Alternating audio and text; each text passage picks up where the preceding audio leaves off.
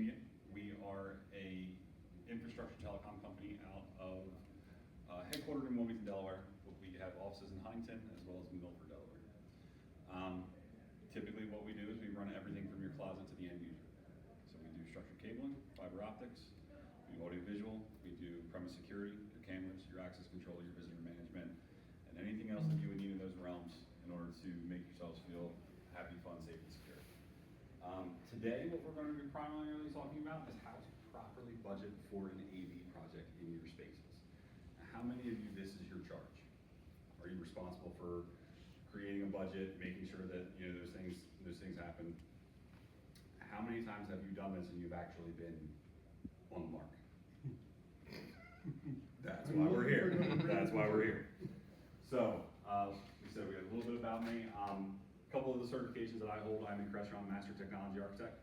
So it means I've received their Master Design certification, which basically means that I spent a lot of my time going to get that, so now I get to take some of your time back. But what that translates to is I take the idea that you have in your head, I fit it to your budget, and I execute it for you so that you don't have to worry about whether or not this room is going to work when your CEO or your chairman of the board or whomever walks in who has no idea what's in there and just expects everything to magically happen. Which we all know in our industry is what's expected of us. First off, how do you budget for your conference room? Now, those of you that raised your hands, what are the things that you take into account when you're trying to come up with your budget? The video, the camera system, Mm-hmm. the microphones for voice, Right. all that stuff. What's the first question that you think you might want to answer before even going down any of those roads, which are all correct?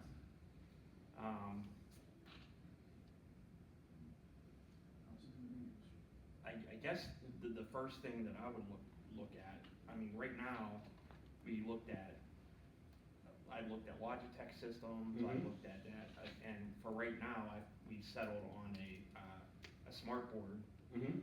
from Smart Tech. It's a 75-inch. Sure. The MX series? Yeah. Yeah. No, it's a newer one. Okay. Whatever. Yeah. Well, yeah. Mm-hmm. And it's worked well. Okay. But there's still some things that I'd like to do. Sure. Really, the first thing you need to think about is how big's the room? The room size is going to dictate what you need. If the room is a whole room, 2 to 4 people, you're going to need a mid-sized display, 55, 65, maybe an all-in-one conferencing bar, things like that. When you get into a medium-sized room, your 6 to 10s, this is where we're going to start to need to expand out. Maybe we need a little bit more supplementary audio. Maybe we need a larger display. Maybe we're going to need ceiling-mounted microphones. As an industry, we're kind of getting away from tabletop microphones. We're not going to have the shotgun mics. Wall Street days are behind us. Where we have 30 microphones sticking out of the table. It just really detracts from the overall look of the room. And as many of you know, conference tables that can cost more than I make in a year, they technically don't want you drilling holes in those, especially not very well. Beyond that, you'll get into your larger spaces. So these are your boardrooms, your larger conference spaces. This is where we're definitely gonna need to have supplementary audio. We're gonna need to have microphones that can capture not just the presenter, but also the audience. This is where you may have a presentation to the board where you're gonna need some specialized cameras to track that. A lot of the board meetings are now hybrid meetings where you may have half the board in the room and the other half joining via whatever unified communication software that you're currently using.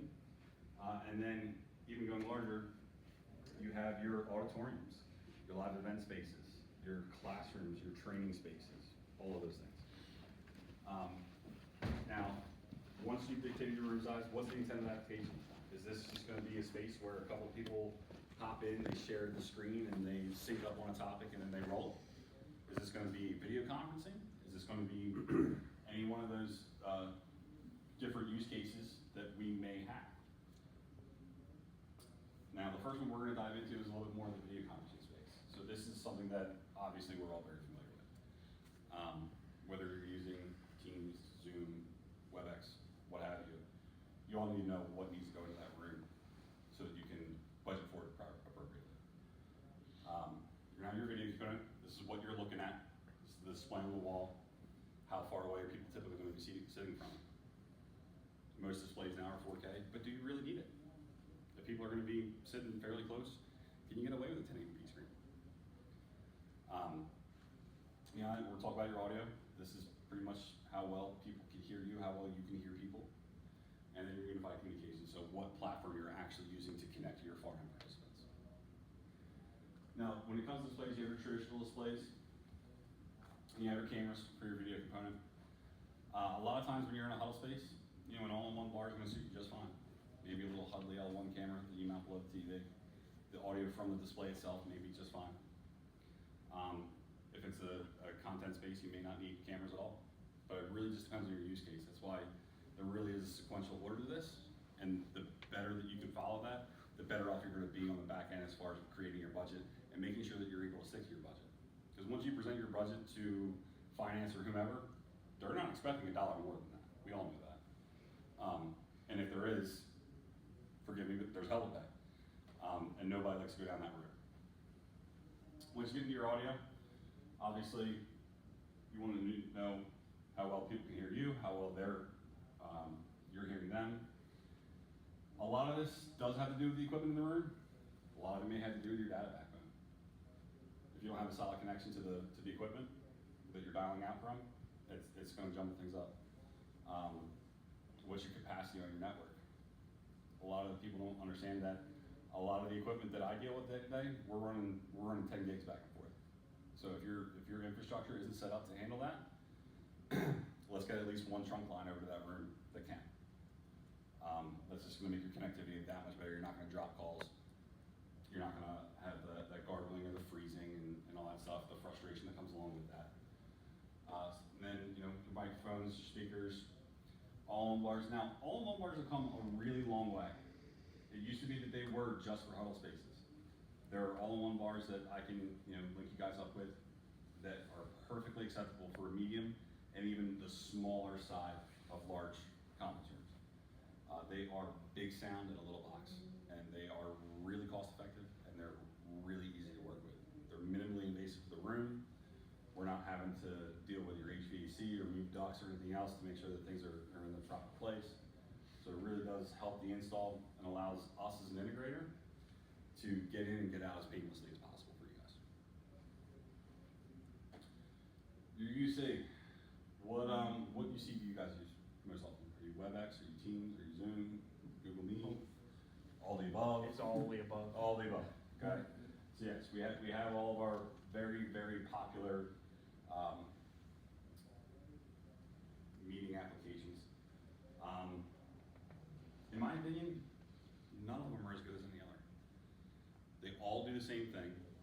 Okay, maybe Teams has a couple bells and whistles that WebEx doesn't. Well, Teams also locks down half the things that I need to do because Mr. Gates feels he knows better how to do my job than I do. And wants his Microsoft logo front and center instead of your logo, which should be. These are the things that I run into day to day. These are the things that I'll advise you of if you'd like me to come out and walk you through on how to properly set up one of these rooms. But in any case, whatever media you're going to be going with, this is where we'll need to dive into the specs of that particular unified communication software to make sure that you have the appropriate network capacity in order for it to run smoothly. Excuse me. Content collaboration. This could be more of your training spaces. This could be any one of the size spaces that we've already talked about. This is basically just getting in, coming together, sharing information, getting everybody up on the same page, and then breaking to go do what you need to do. But again, you'll have your video component, your audio component. This is where we add in signal distribution. A lot of times the presenter is not actually the one who is handling the ingest of the content. This is going to come either from a rack room, a back of the house booth, some other remote source of content ingest. Same thing with auditoriums. In addition to just being a live event space for an actual live event that's on the stage, we'll have signal distribution here as well as we're going to add in system control, and that can range from anything from the AV to the house lighting to the theater lighting, creating different scenes. All of those things can be taken into account. Now your budget considerations, typically when you get into these different areas, it's just an escalating scale. Anyone care to venture a guess on what you can reasonably expect to spend on a huddle room, 2 to 4 people? Plus, you're gonna be right around 3 to 6K. Reason being is there is a stark difference from the TV that you can go to Best Buy and pick off the shelf, and the one that you should be putting in that room that's slated to run 18 to 24 hours a day. Your TV at Best Buy is rated for about 3 to 6, and if you use it in a commercial environment, it is going to die on you within 2 years. You're gonna end up spending way more money on those displays in the long run than you ever would if you just, kind of invested in a commercial display rather than doing what looks like it makes sense up front. Like I said, penny wise, dollar stupid. That's where that comes into play. Moving on up, your medium-sized conference rooms. Any guesses? 30K. Close. Close. 8 to 15. 8 to 15 is where you should reasonably be around for a solid system that I could come in there, put in, get you all set up and trained, walk away, and not have to talk to you about that room for, I would say, half a decade. Five years is my goal. At that point, stuff's going EOL, and I'm gonna need to go in there to upgrade things anyway. Heading up to your large, this is where you're gonna be 15 plus. Okay, this is where we're getting into ceiling array microphones, more specialized audio, an area in which you're going to want this to be a little bit more of a showpiece. These conference rooms, this is where your bigwigs are at.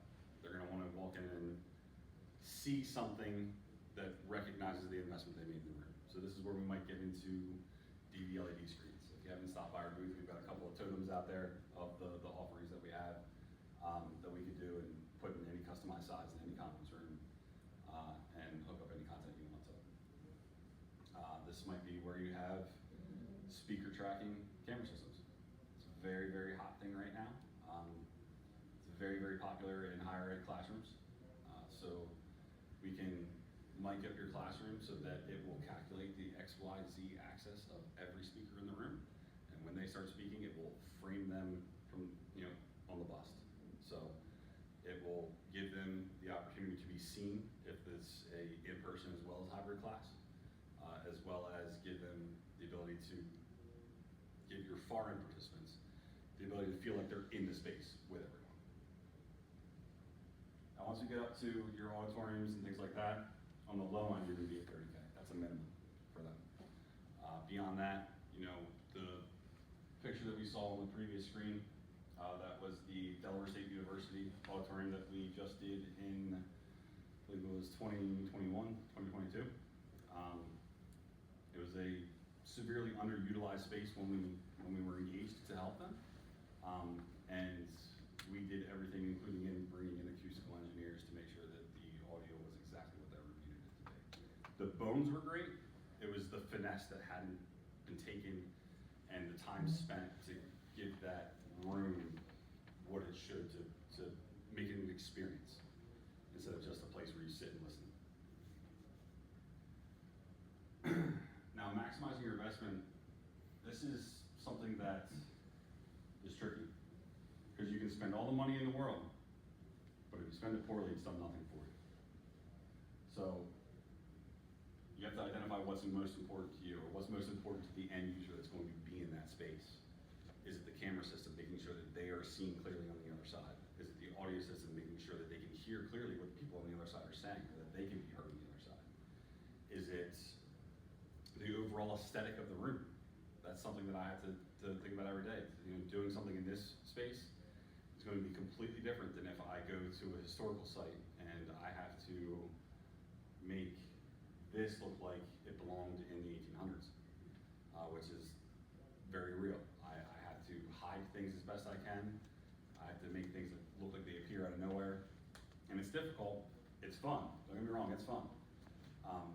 But the aesthetic is where, I feel like if you walk into a room and you can immediately see what I've done, then I've done my job. You should be looking at the $100,000 table or the $1.5 million piece of artwork on the wall rather than the TV. The TV is ancillary. Commercial displays versus consumer. We already touched on this a little bit. But this is where people find that pitfall of, okay, well, on his quote, his 65-inch TV is $550, but I can go to Best Buy and get it for $150. I can't control that Best Buy TV. I can't install a Crestron processor and the touch panel and turn that TV on and off or adjust the volume or any of those things. Those consumer TVs lack that plug-in for me to be able to do that. It's not to say that we can't find a workaround, but then we're adding IR emitters to the room and we're adding in equipment that is not necessary for it to be there, and the more links are on the chain, the more easy it is for that chain to break. Right camera for the right application. In the huddle room, you don't need a camera any bigger than this. Anything more than that, it's overkill. Simple auto framing camera, so it'll pick up whether it's 1, 2, or 4 people in the room. It'll frame them nicely for the foreign participants. And anything more than that, you're literally just throwing money into the wind. Once you get into a little bit larger space, then we might go with a little beefier, maybe ePTZ camera. And beyond that, we'll go to a full PTZ, and if you want things like speaker tracking and things like that, we can talk about those options at that time. Any questions about anything I've said so far? If there, I should have led with this, but if anybody has any questions, please shout them out. Interrupt me, please. Find an integrator that listens to you. If you have questions, or if you have concerns, or if you ask for things, and it seems as though you're being ignored, that's not okay. Make sure that they fit with you just as much as you they think that you fit with them. This is probably the thing that I can't stress to you the most. If you go through your process and you get your 3 quotes, and you have 2 that are, relatively close to one another, and then 1 that's on the floor, don't go with the one on the floor. There's a reason it's there. And you'll oftentimes spend more money than the other 2 quotes combined trying to fix what they ended up needing. Cheapest is not always the best. Now, I get that there's some policies that is your policy and you can't get around it. I understand that. But if you have the ability to ignore that on the floor quote, please do. Because I've seen it time and time again, it causes nothing but headaches. And don't get me wrong, do I love coming in and fixing somebody else's problem? Sure, I'll build that relationship with you and say, hey look, you kinda got taken for a ride, I'm not gonna do that to you, this is what's gonna cost to fix it. Let's get you where you need to be. But save yourselves a headache up front. It's just a lot easier for you guys that way. So to wrap this kind of all up, how much do you budget for a conference room? You have to decide what works best for you. If you want something that's very basic, stay basic, that's okay. You don't have to have the latest and greatest, you don't have to have all the bells and whistles. A lot of times it's not necessary. If you have in the room what is needed for your company to get your products or your processes done, that's all you needed to do. It doesn't have to be flashy, it doesn't have to be something that goes viral. It just needs to do what you need to do. It needs to serve a purpose. These are a few of the projects we've done. Some of the things that integrators like myself have to combat on a daily is architectural lighting. So these monstrosities. Every time someone's hanging from the ceiling, if you think you want a projector, think again. Because I'd have to drop that projector 4 feet out of the ceiling just for it to be of use. And that's gonna up the price of your project probably about $3 grand per projector. Because projector lifts are not inexpensive. HVAC, track lighting.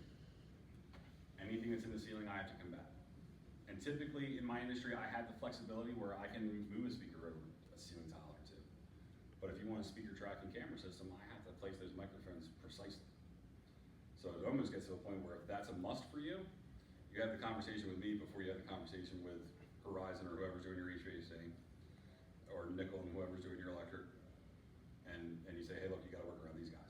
This is very rare. Typically, my industry, we're last in, last out. And that's great because we get to work on finished spaces, and not often are we walking out, with dust on our boots from, several other trades. We get to stay relatively clean, but in any case, the bottom left picture is a project that we did with the Delaware Public Health Laboratories. This is one actually awarded a Best Content Application Award from Crestron for. North America, we submitted our project to them, and we were voted best in the North America for that particular project in content distribution and content presentation. And then this over here on the right-hand side is actually our conference room in our Milford office. This is what we put in there. You can see that there is a MXA ceiling microphone right here, 3 displays on the wall, some cable cubbies in the table for HDMI hookup, power hookup, things like that. But at that point, really what matters is what matters to you. It doesn't matter what I want to put in the room, it matters what that room needs to be and how it needs to function. That's kind of the presentation in and of itself. Happy to take questions, happy to see what else I can do for you guys, or anything else that